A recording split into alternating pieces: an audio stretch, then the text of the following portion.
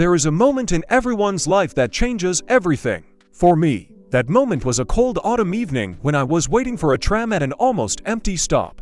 The wind was piercing as a needle, the sky was dark, and my thoughts were heavy. That day I was fired. The work I had devoted 5 years to dissolved with one signature. I sat on a bench, trying not to think about what to do next. And that's when she appeared. A girl in a long beige coat, with wavy red hair and an umbrella in the shape of an old lantern. She approached the stop, sat down next to me and, without looking at me, said quietly, "Tonight is some kind of evening, isn't it?"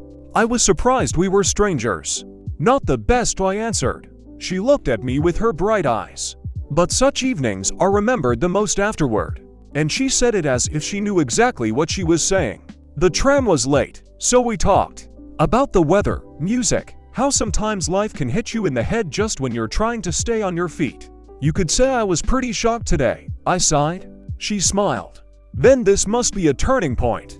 In physics, something usually changes after something like this." "Are you a physicist?" I laughed. "I'm an artist. But when I run out of paint, I suddenly become very smart." I didn't know why, but I laughed with her. Honestly, for the first time in a long time. When the tram finally arrived, we sat down next to each other. The evening city twinkled in the windows, people came and went, but we continued talking as if the world existed only between the two of us. "You know, it's interesting," she said. "You and I probably would never have met if it hadn't been for that tram. And not this terrible evening," I added. And then the tram suddenly stopped. The lights inside flickered and went out. The passengers stirred. The driver announced that there was a technical problem.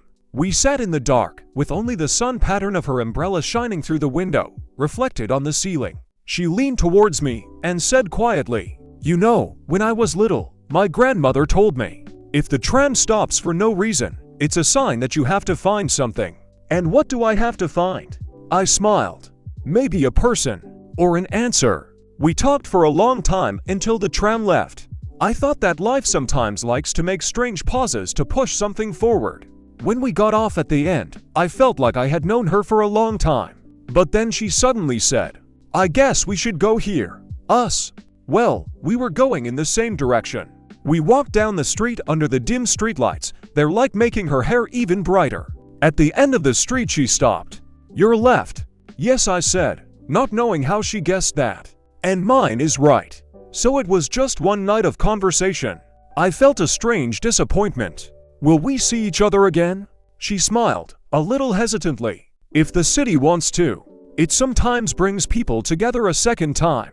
And if not, then it was only meant to be once." She left.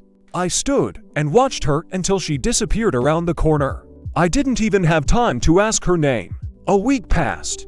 I returned from another interview for the first time in a long time with the feeling that everything would be fine.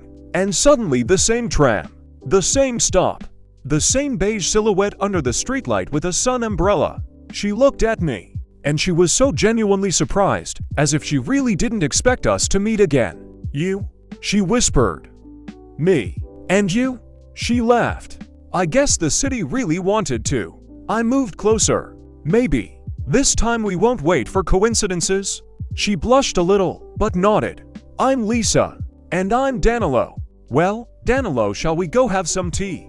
"Let's go." And the tram arrived just as we were holding hands.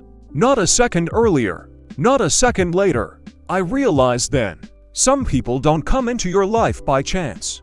They come when you're most broken. To become the light that shines even when the city is dark, trams break down, and the wind blows away all plans. Because true love always comes quietly, under the light of night lights, just when you stop waiting for it.